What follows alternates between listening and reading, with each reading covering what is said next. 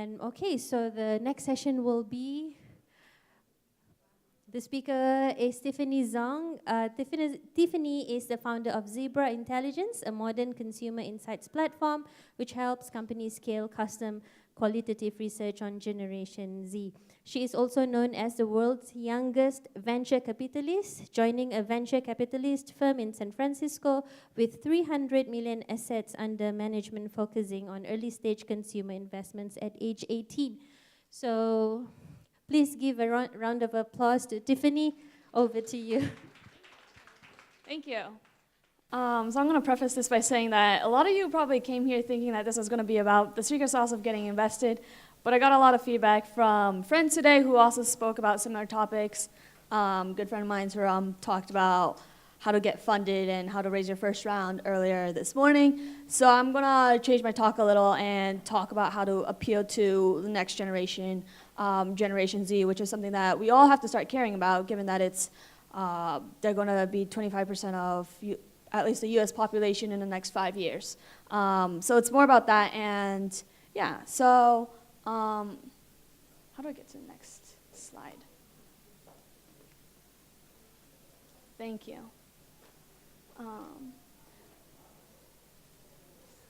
This is not the updated deck, but that's okay. So I'll give some background about myself. Was a VC, joined a $300 million VC firm when I was 18, right after I graduated from high school. Was lucky to have been given the opportunity to do that. But let's go way back. 4 years ago, when I was 16, I started using Twitter, and that's kind of how I built 90% of my network. I was a random kid in the middle of nowhere who didn't know anyone, and I built my network just by tweeting and asking questions to very important people in tech, from VCs, investors, to entrepreneurs. Like that's how I met the founder of Slack, for example. It was just by tweeting him and asking him a bunch of questions until he finally followed me back and met with me. So that's kind of how I built most of my network, and I ended up working part-time at Product Hunt when I was finishing up senior year of high school, which just got acquired by AngelList. And after that, I joined the VC firm and postponed going to UC Berkeley. Then went to UC Berkeley for a year and subsequently dropped out of that to start a new company, Zebra Intelligence, which helps basically realize that there's a big problem around adults understanding Gen Z and teens. And I had a unique perspective and network where I knew how teens thought about things. I knew a lot of college students and high schoolers, and I also knew a lot of adults who had trouble understanding this younger generation, whether it was in terms of investing, working with them, hiring them, or just advertising to them and marketing to them. And so that's kind of why I decided to take the jump and build this company. So basically, there's two huge ways that media is changing. This is going to be a very entertaining talk, and so it's not that serious, but it is around how modern day media is changing, given social media, given how smartphones are prevalent, and how Generation Z basically grew up on smartphones, and Snapchat, Facebook, Instagram. And so that's kind of how it's changed for a lot of the daily interactions in our daily habits, and how that's so much different than millennials or Gen X and higher and higher. So basically two main topics I'm going to talk about today. Memes and how that's changed in our communication style, in our day-to-day communication, and how that's integrated into our lives. It's going to seem like it's a joke, but it's actually a big way in terms of how pictures and emojis and stickers and GIFs are changing in terms of, or are now being integrated in how we communicate with our friends, colleagues, whatever it is. And the second one is how our brain is basically becoming wired to think in terms of aesthetics first. And social media has played a big part in that. I'm going to dive deeper, but basically, the high level is that we now think in terms of photos first, or how this is going to look on Snapchat, how this is going to look on Instagram or Facebook. So it's less about creating content and going to experiences that appeal to us, but it's more about how our audiences are going to perceive the content, whether they're going to like it or not. So each and every one of us is basically a micro-influencer in this kind of way. And that's also why influencer marketing has become such a huge deal in the last last 5 years. And that's why companies like Tinder and Instagram are spending so much money and effort into that realm. So, what are memes? Raise your hand if you know what memes are or think you know what memes are. Oh, amazing. Cool, this is going to be fun. So, for those that don't know, it's basically viral photos that may or may not carry social significance. The reason why this is important is because we're using memes and pictures as a way of conveying very deep concepts potentially, but in a semi-sarcastic way. And that's a way of getting our thoughts across, even though it might be serious. You wouldn't want to put this into text, so you put it into a meme instead, and that's how we relate to others, whether it's friends, followers, whatever it is. And so this is a popular one that's labeled third world success. And this one is also very popular, skeptical third world kid, which has been used a lot in many different ways.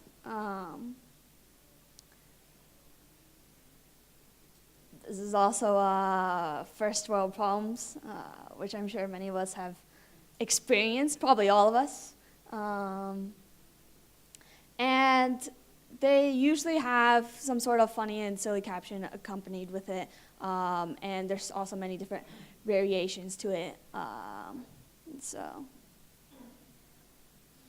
this one's very relatable to all of us.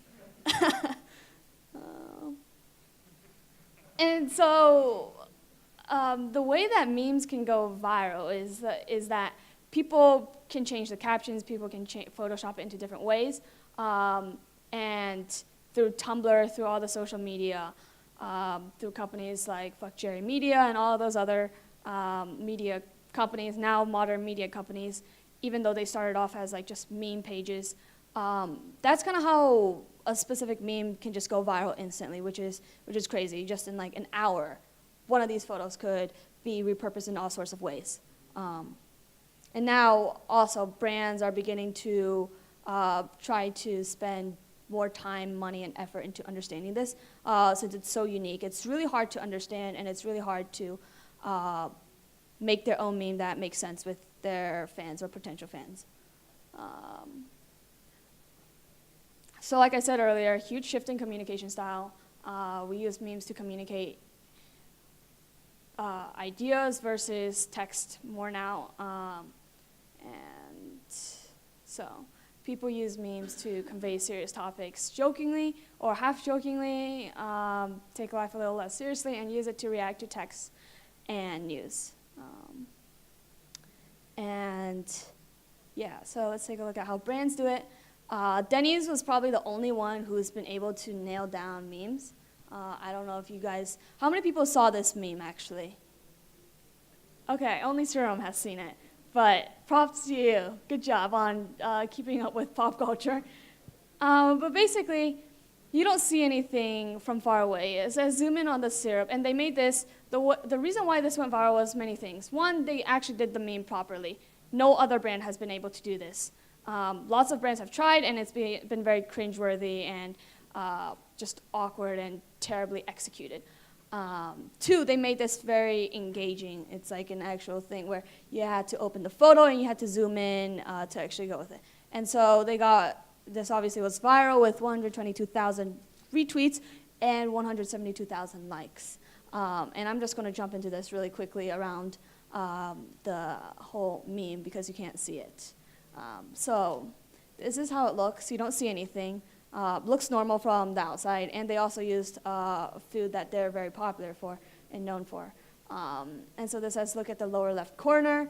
And then it says, so this is the lower left corner. Now it says, now look at the lower right corner, which says, now look at the upper left corner. And you're like, okay, why am I wasting my time doing this? I'm still going to continue doing this, though, because I have nothing better to do with my life. And so it goes to the upper left corner, and it says, now look in the butter. You look in the butter, and it says, has this distracted you from overwhelming existential dread? Lol. And everyone who's probably on social media at that specific time is like, this is too real. And it's also, number three, it's relatable. And so that's why those are the key ingredients in terms of why Denny's executed this meme well. And so a new way of communicating means a new way of advertising. And it means advertisers, brand marketers, founders, product people need to understand this basically type of media format in terms of whether it's understanding it and whether it's replicating it for their own ads. And so part two, what does aesthetics first mean? I touched on this at the beginning of my talk, but basically it's that people choose what to do based on whether it will get likes and views on social media. Our brain is now wired to think this way. Because of all the social networks that we're on, all our fans, all our friends, whoever it is, now it's kind of become a race of who has the best highlight reel, who has the best photos, who has the best, who has tweets that go viral, that are popular, whatever it is. It's all a popularity game now. And with that being said, now your content needs to be higher and higher quality. Now you're more careful about what you post on Instagram or Facebook. And you want to make sure you send it to a few close friends to make sure that this will actually resonate with your friends, that this will get a lot of likes. You optimize around time, you optimize around a bunch of different factors.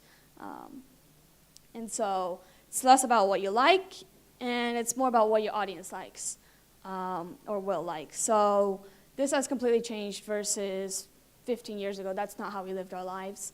But now with social media, this is how we live our lives. And so 3 specific things: food, travel, and experiences. These are the 3 big things that people now are optimizing for aesthetics first in terms of where they go to eat, where they travel, and what experiences they choose to go to or do. My examples. Okay, so food.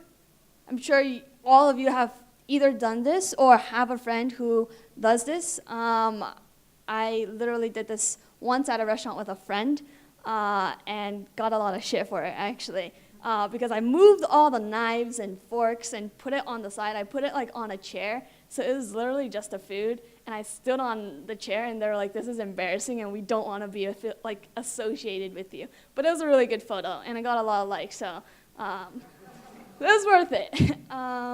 But this is what so many people spend, look at Instagram. It's mostly beautiful photos of food and beautiful photos of where you're traveling. And anyone can become famous, or I wouldn't say famous, anyone can be a food photographer now. Whether you become famous or not on Instagram is related to the quality of your content, as well as, I guess, also your network and community, making friends with other people who are food photographers, partnering with the right folks, understanding how to game the system, all sorts of things. But I'm not going to dive into that deeply. And this is a great example of someone doing this. I'm sure you've seen lots of Instagram feeds that are beautiful, and you're like, how do I take photos like this? And you try, and you probably don't achieve that. So you continue following people who are able to do that. But so that's a popular example. Many people probably don't stand on the table, but they do stand on chairs at restaurants and to take photos. Second thing is travel. You choose where to go to not because it's a highly recommended place where it's fun or where there's good food or whatever it is. You choose now based on how pretty this will look in terms of your photos, in terms of your Instagrams, in terms of on Snapchat, whether this will look great on social media. And so this is a really popular place where people drove all the way out to, I believe, Palm Springs, somewhere in Palm Springs, just for this. You see how it's in a desert, and no one's literally there except for one person who's taking a selfie. And so I have photographer friends who have trekked out here just to take photos, do a photo shoot, whatever it is. And these types of products are the ones that will go viral on social media because they have appealed to this generation. They understand that this generation thinks in terms of aesthetics first, so they created something that's photo-worthy or social media-worthy, that's unique. It stands out. You can't see this anywhere else. And so this is instantly recognizable. It's also become a badge of honor if you're able to visit these places and your friends aren't. And you start basically driving traffic, and all your friends who see a photo you took of this place will also want to go or try to go. This is a popular one in LA. A lot of people have started painting murals in New York, LA, that are for fun or for ads. I think JetBlue or one of the big airlines also did, or Delta, did a big campaign around this, basically painting a lot of murals and making it seem like you were traveling in another country when you actually weren't. So these are all LA examples. As you can tell, it's just very photogenic places. This one, it's very ironic. Actually, a friend of mine painted this selfie wall in LA, and it was instantly viral. He's really good at viral marketing, so he knew that this was going to take off. He knew that everyone was going to take a selfie in front of here because of how funny it is, and tag the location. And this is an obvious example. This is also another cool spot in LA, which has garnered a lot of attention, press. That's also a big thing. If you're able to create something that goes viral, you're obviously going to get a lot of press that comes with it. Third thing is what experiences or activities you decide to go to with your friends. So that's about fun, and it's more about how the photos will look. And so this is a museum in SF. It sold out in an hour, or probably even less than that, and it's been extremely hard to get tickets here. But you'll see this on your friends or famous Instagrammers' stories and posts and whatever it is. But as you can tell, they optimized the place to have many rooms where you can take really cool photos. With the pink room, that's just a photo booth, with the sprinkles, with the bananas, with the ice cream, and they also made it very exclusive. Capping it out at a specific number so that it's sold out. People are going to resell tickets for one. Number two, people are going to spend their time wisely there because they know it's also sold out. Three, they only limit to like 20 people at a time so that you can have time to take your photos. This museum is commonly described as not really a museum, just a motherload of Instagram spots, which pretty much describes us very accurately. Look at this photo.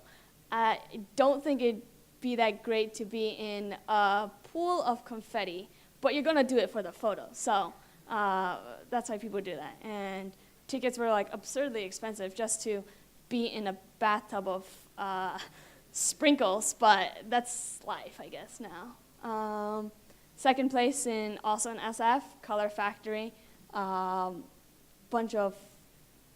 So this is like a literal huge ball pit of yellow balls, confetti.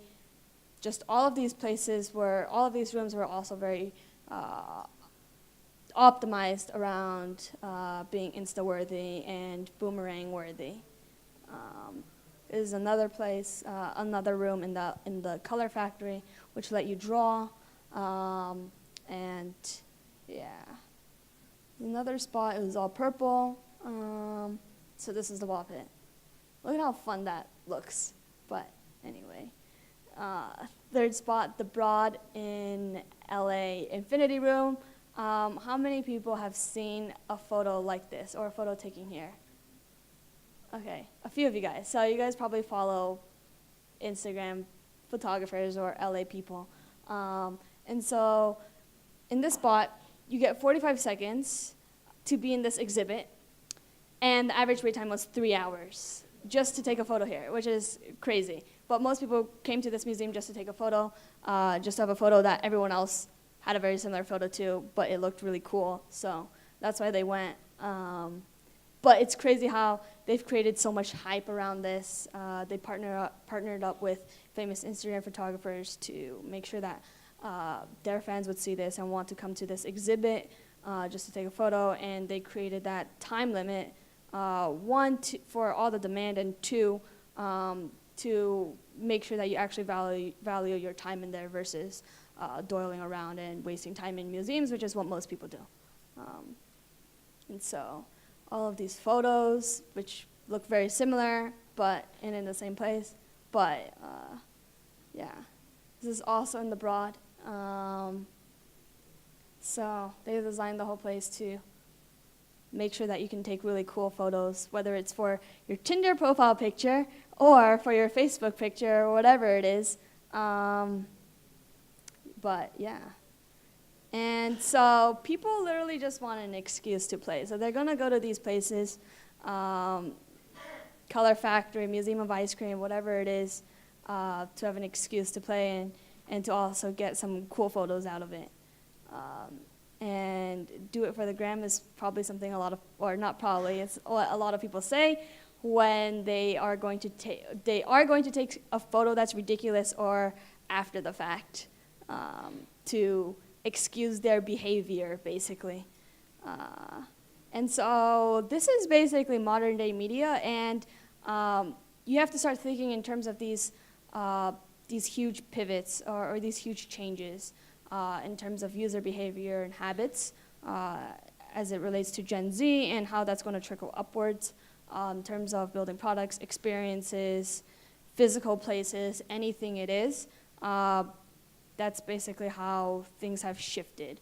And so that's it. Thank you. Okay. Feel free to ask me any questions about Gen Z or investing if you want to talk about that as well. Yeah, actually, thank you very much for sharing this with us. I think it's not something that maybe some of us have observed the trend or something like that. But I really need, can you, the investing slide for stock, can you give something on that? Because there's actually no session that was on investing before. Only the one that you chat. So I don't know which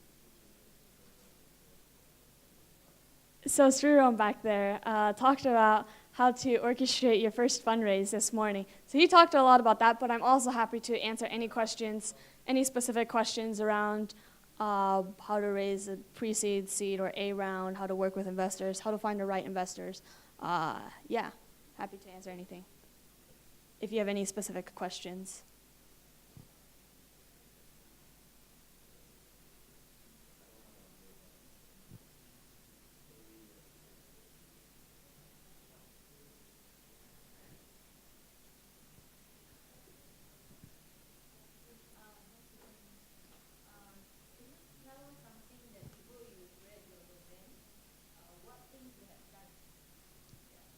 Yeah, sure.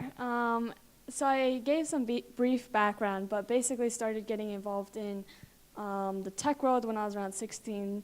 The two ways that I kind of built my knowledge and expertise, or not really expertise, but knowledge and network around was basically one, going to a bunch of hackathons, and two, using Twitter. And that's kind of how I learned a lot about startups, how to build a company, how to meet investors, how to talk to adults, and all of these things.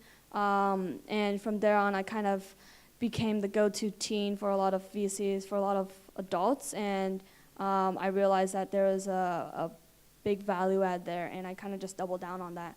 And that's kind of how I got my VC role as well. It was because I had a unique perspective on consumer products, and I guess some investors decided to take a chance on me and help me understand how to invest in companies, but also use me as an advantage to get a teen's perspective on consumer products, which they wouldn't have otherwise been able to have gotten, given that they were double my age and in their late 30s.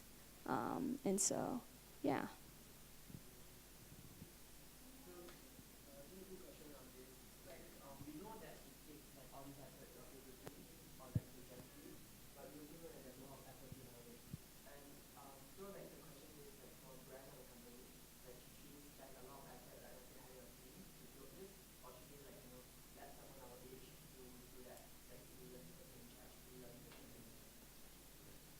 So I think that it has to be a mix of both. I know that brands have to, one, be self-aware and realize that they need to start understanding this younger demographic.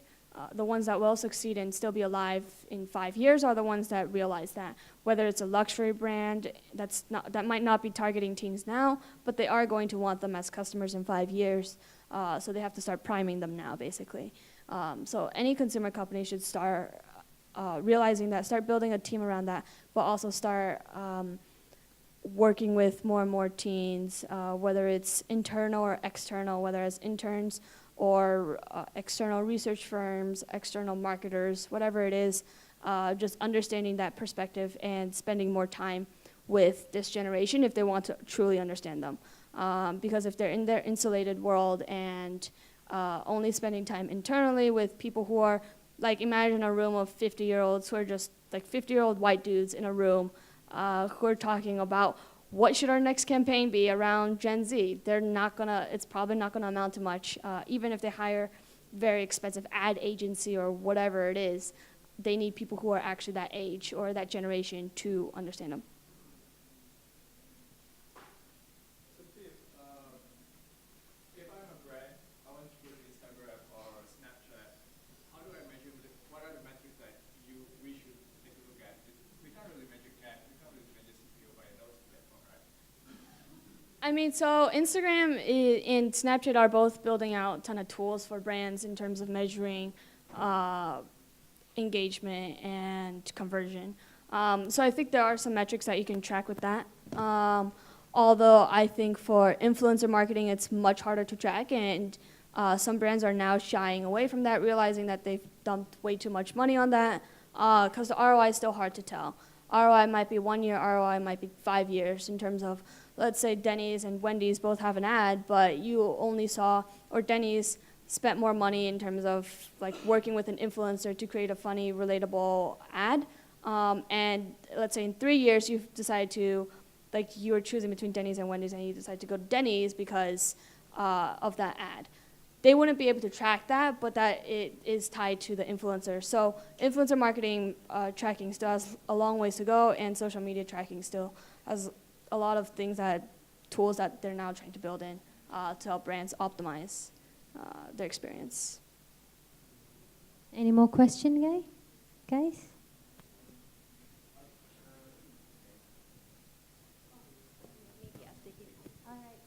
Okay, you can ask. Yeah. Okay. When you post like a viral pictures to that, does hashtag play an important role for the picture to attract the people? Wait, is your question around whether you should use hashtags to attract people? I mean, so hashtags used to be a way that a lot of Instagrammers gained their likes and had a lot of bots. They built a lot of bots that liked whatever and so there are all of these bots that were liking these posts, but it wasn't very authentic. And so I guess and Instagram is now also realizing that people who copy and paste like 50 hashtags at a time, they're going to probably push them down on the algorithm. I don't know how the algorithm is exactly, so you probably want to play with that and A/B test it, but hashtags aren't the way that it used to be, or you wouldn't get as much engagement as you used to be in like 5 years ago, when people were just starting out and Instagram was fresh, didn't realize that people were all gaming this platform, all of these things. Did you have a question? Okay. Hello? Okay. Hi, Tiff. What is the age group of Generation Z? That's number one. Number two is, what do they like to spend on? So your second question is, what do they like to... What's the age group? Age Gen group, Z, and then second one is, what do they like to spend their money on, or time? Money. Money. Okay, so I would say age group is basically around 8 to 21. Marketers sometimes say it's 21 and under, but it's basically 96 and earlier. Second one, what do they like to spend their money on? I mean, it's different for every single cohort. And so that's basically why I built out this research firm. It's like you can't have overarching generalizations about what Gen Z spends their money on. What's up? Trend-wise. Trend-wise, I mean, it's basically what I covered in the three. It's because they're spending money on these three things: food, travel, experiences, because they realize that it's going to create more, they're going to get more followers out of it, more social media engagement, and so that's why they spend their money on it. But I would also say that Gen Z also cares more about the authenticity of brands, cares more about transparency of brands. One of them that's beginning to take off is Allbirds, based in SF, because they are really transparent about where the money goes and how much they spend on materials and where each dollar is going, basically.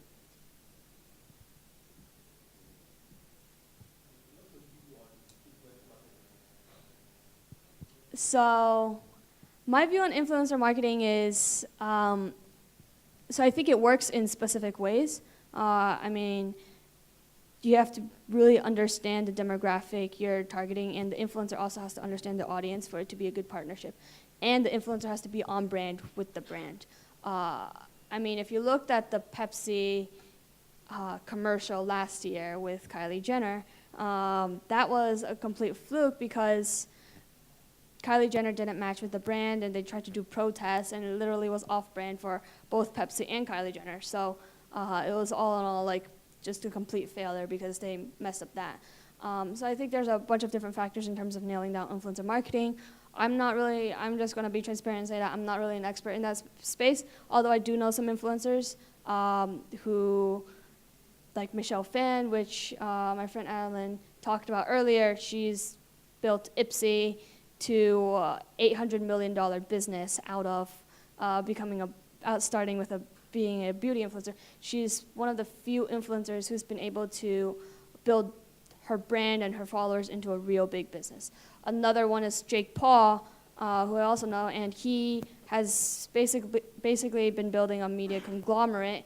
So he's building an agency, he's training these, he basically recruits kids who he thinks has potentials, and he helps them go from 100 followers to 1 million in 3 months, which he's done for a couple of his friends from Ohio, and then he takes a huge cut from their earnings basically for the next 5 years. And so this kid's really strategic in terms of what brands he works with. He's not a very family-friendly brand because he does a lot of ridiculous pranks and videos on YouTube, but he is able to still, his fans are extremely devoted to him. And so if he wants to do anything off of that, like he sells merchandise, he sells $1 million worth of merchandise, just his own swag every day or every month. And so you just see kids repping his merchandise everywhere, which means that more and more kids will know about his brand. And so it's just a viral loop. I would say these two influencers have really understood how to use their brand to go to the next level and build multi-million-dollar businesses off of it. And he makes a lot of money from YouTube ads. But those are basically the two ways he's making a ton of money. He doesn't even need to work with brands. But Michelle did, and she's used that to build her own brand, basically, off of that. Any more question? No? All right. So thank you so much, Tiffany. Thank you guys for coming. All right. So please don't forget to fill up the survey form for this session, and to win these prizes, you can redeem your voucher at the registration counter level 1. All right? Thank you so much, and see you tomorrow.